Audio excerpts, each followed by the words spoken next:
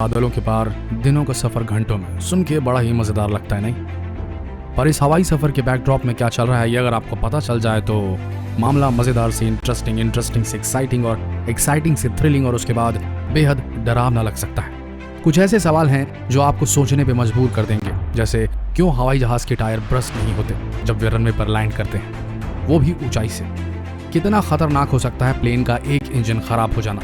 क्या हवाई जहाज में मिलने वाला पानी स्वास्थ्य के लिए ठीक होता है? तो अब आप अपनी कमर की पेटी बांध लीजिए जम के, क्योंकि ये मजेदार से डरावनी होने वाली फीलिंग का सफर काफी इंटरेस्टिंग होने वाला है। So without further ado let's fly into the world of aeroplanes. सन 1903 में जब अमेरिकी इंजीनियर्स ऑरवेले और विल्बर ने एरोप्लेन का आविष्कार किया था, तब उन्होंने कभी ये नहीं सोचा था अगर किसी कारण से बीच फ्लाइट में आसमान के अधर में अगर किसी को फ्लाइट अबैंडन करनी पड़े, किसी खराबी की वजह से जान बचाने के लिए कूदना पड़े, तो क्या कितने प्रतिशत चांसेस होंगे सर्वाइवल के? मान लीजिए कोई बड़ी वाटर बॉडी जैसे कोई झील, नदी या समंदर दिख जाए कूदने के लिए, तो भी कई हजार फीट की ऊंचाई से नीचे गिरने पर इम्पैक्ट इतना घातक होगा कि जान बचानी मुश्किल हो जाएगी। अगर ऐसे में पैराशूट का सहारा ना हो तो मौत निश्चित है। ये लग रहा होगा आपको। तो बता दें कि जब राइट ब्रदर्स ने हवाई जहाज इजाद की थी तो उन्होंने कभी सोचा नहीं होगा कि 10 किलोमीटर से भी अधिक ऊंचाई से बिना किसी पैराशूट के गिरकर एक एयर होस्टेस अपनी जान बचाने में कामयाब हो जाएगी। जी हाँ, एक ऐसी ही हवाई आपात स्थिति में वेस्ना वोल्वनिक नाम की यूगोस्लावियन एयर होस्टेस ने 10,160 मीटर की ऊंचाई से एक ट्रॉली और एक केबिन क्रू के व्यक्ति की लाश के साथ जंप लगाई और समंदर में गिरकर अपनी जान बचा ली। इतनी ऊंचाई से गिरकर अपनी जान बचाने का यह Guinness book of world record आज तक नहीं टूटा। एक और रोचक बात आपको बताना चाहेंगे कि अगर किसी यात्री या केबिन क्रू की मृत्यु बीच फ्लाइट में हो जाती है तो उनकी डेड बॉडीज को किसी अलग जगह पर रखने का प्रावधान नहीं, बल्कि डेड बॉडीज को खाली सीट पर बैठा दिया जाता है और उन्हें कवर कर दिया जाता है, चेहरा खुला रखा जाता है। थोड़ा अजीब लगे पर रूल तो रूल है। अगर आपको लगता है कि पायलट्स प्लेन उड़ाते समय झपकी नहीं लेते तो ये आपकी बहुत बड़ी गलतफहमी है। 500 एलिट इंटरनेशनल पायलट्स पर किए गए एक सर्वे में 43% पायलट्स ने माना कि उन्होंने कई बार प्लेन उड़ाते वक्त झपकी ली है और 31% पायलट्स ने यह माना कि प्लेन उड़ाते वक्त उनकी झपकी लग गई, और जब आंखें खुली तो देखा कि उनका को पायलट भी नींद में है। तो अब बाकी का आप खुद समझ लीजिए। आपने अक्सर प्लेन्स में लगे ब्लैक बॉक्सेस के बारे में सुना होगा। ये ब्लैक बॉक्सेस दरअसल फ्लाइट डेटा रिकॉर्डर होते हैं जिनमें किसी भी अनहोनी या दुर्घटना की जानकारी सेव हो जाती है। और जैसा कि नाम है इनका ब्लैक बॉक्स, वैसे ये डिवाइस दिखते नहीं बल्कि ये ऑरेंज कलर के होते हैं, ब्राइट ऑरेंज कलर के। और ये bright orange colour heat resistance होता है, साथ ही दुर्घटना की स्थिति में विजिबिलिटी रीजन की वजह से इसे खोजना आसान हो जाता है। तो अब याद रखिए कि ब्लैक बॉक्स ऑरेंज होता है, ब्लैक नहीं। एक और रोचक बात आपके साथ शेयर करते हैं एरोप्लेन्स की कि किसी भी रेगिस्तान यानी कि डेजर्ट से ज्यादा सूखी या ड्राई होती है एरोप्लेन के अंदर की हवा। बहुत कम ह्यूमिडिटी होती है वहाँ।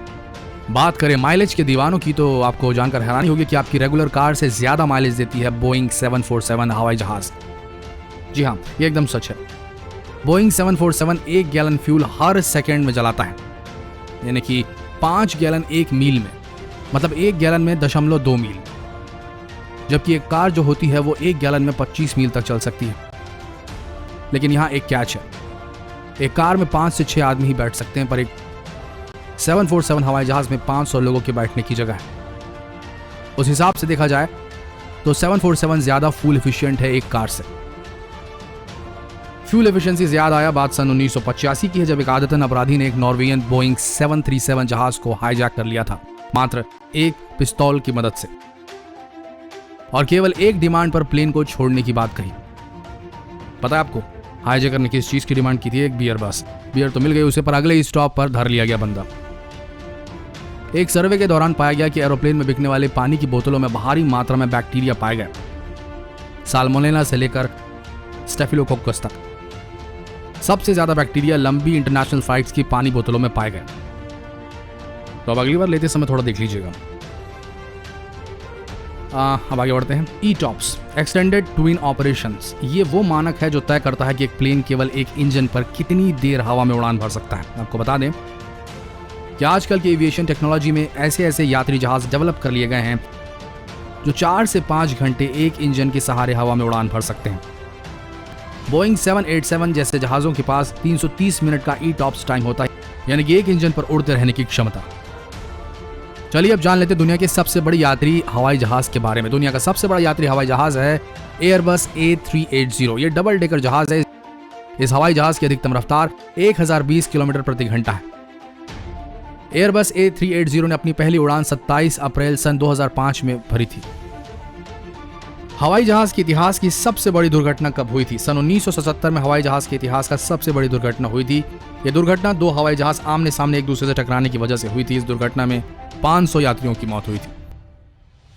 आपको मालूम नहीं होगा, लेकिन आपको बता दें कि हवाई जहाज के पायलट और को पायलट को अलग अलग तरह का खाना दिया जाता है। हवाई जहाज के पायलट और सह पायलट को अलग अलग तरह का खाना दिया जाता है, इसलिए क्योंकि अगर एक किसी पायलट की तबीयत खराब हो जाए तो दूसरा पायलट हवाई जहाज को संभाल सके। है कि नहीं इंटरेस्टिंग? अगर आप सोचते हैं कि एक पायलट की तनख्वाह कितनी होगी, तो ज्यादातर पायलट की जो तनख्वाह होती है वो महीने के हिसाब से नहीं दी जाती, उन्हें घंटों के हिसाब से हवाई जहाज उड़ाने का पैसा मिलता है। दुनिया की सबसे तेज उड़ने वाले हवाई जहाज का नाम क्या है? द कॉनकॉर्ड दुनिया का सबसे तेज उड़ने वाला हवाई जहाज है। इस हवाई जहाज को ब्रिटिश और फ्रांस ने मिलकर बनाया था। इसकी अधिकतम रफ्तार 2180 किलोमीटर प्रति घंटा है। पूरी दुनिया में हर रोज कितने हवाई जहाज उड़ान भरते होंगे, क्या लगता है? हर रोज पूरी दुनिया में 2 लाख से भी ज्यादा हवाई जहाज उड़ान भरते हैं। मगर आपको नहीं पता तो बता दें कि भारत का सबसे पुराना हवाई अड्डा कौन सा है? जुहू एरोड्रोम भारत का सबसे पुराना हवाई अड्डा है। इसकी स्थापना 1928 में की गई थी। अब एक बड़ा ही इंटरेस्टिंग बट अजीबोगरीब सवाल, क्या हवाई जहाज पर की गई टॉयलेट क्या सीधे जमीन पर गिरती है? जब हम बच्चे थे तब हमारे दिमाग में भी कभी न कभी ये बात जरूर आई होगी कि हवाई जहाज पर की गई टॉयलेट क्या सीधे जमीन पर गिरती? तो जवाब है नहीं। हवाई जहाज के पास अपना खुद का 200 गैलन का टैंक होता है, जहां पर सारी टॉयलेट इकट्ठा होती है और फिर हवाई अड्डे पर उसे खाली कर लिया जाता है। हवाई जहाज के टायर में कितने प्रेशर की हवा भरी जाती है? कई लोगों का मानना है कि हवाई जहाज के उतरने के बाद मतलब लैंडिंग के बाद उसके टायर को बदल दिया जाता है, पर ऐसा होता नहीं कुछ। हवाई जहाज के टायर में 200 PSI प्रेशर हवा भरी जाती है और अगर हवाई जहाज 273 किलोमीटर प्रति घंटे की रफ्तार से लैंडिंग करे ना, तब भी उसके टायर पर कोई असर नहीं पड़ता। इसलिए हवाई जहाज के टायर को जब जरूरत पड़ती है तभी बदला जाता है। आखिर क्यों होता है हवाई जहाज का रंग सफेद? क्या आपको पता है कि हवाई जहाज का रंग सफेद होने के पीछे का कारण क्या है? वैसे तो हवाई जहाज का रंग सफेद होने के कारण बहुत सारे हैं, लेकिन उनमें से एक महत्वपूर्ण कारण यह है कि सफेद रंग हवाई जहाज को सूरज की किरणों से बचाता है और हवाई जहाज को ठंडा रखने में मदद भी करता है। सफेद रंग दूसरे रंगों की तुलना में गर्मी को हवाई जहाज से दूर ही रखता है। अगर आप नहीं जानते कि दुनिया के पहले नंबर के पायलट कौन थे, तो हम आपको नाम बता देते हैं। मिस्टर विली हर्डमैन दुनिया के पहले पायलट थे और उनका जन्म 22 नवंबर सन 1898 में हुआ था। अगर आप नहीं जानते कि भारत के पहले पायलट कौन थे, तो हम उसका नाम बता देते हैं। भारत के पहले पायलट टाटा इंडस्ट्रीज के मालिक JRD टाटा के पिताजी रतन जी दादाभाई टाटा थे। एक और इंटरेस्टिंग बात है, नील आर्मस्ट्रांग जब पहली बार चांद पर चले थे तब उनके पास राइट ब्रदर्स के पहले हवाई जहाज मतलब राइट फ्लायर का एक टुकड़ा था। वैसे तो बहुत से लोगों को अलग अलग चीजों का डर होता ही है, जिनमें फोबिया कहते हैं, लेकिन हर 5 में से एक ऐसा इंसान होता है जिसे हवाई जहाज में यात्रा करने का, उड़ने का डर होता है। इस डर को एवियोफोबिया कहते हैं। तो क्या आपको डर लगता है हवाई जहाज में उड़ने से?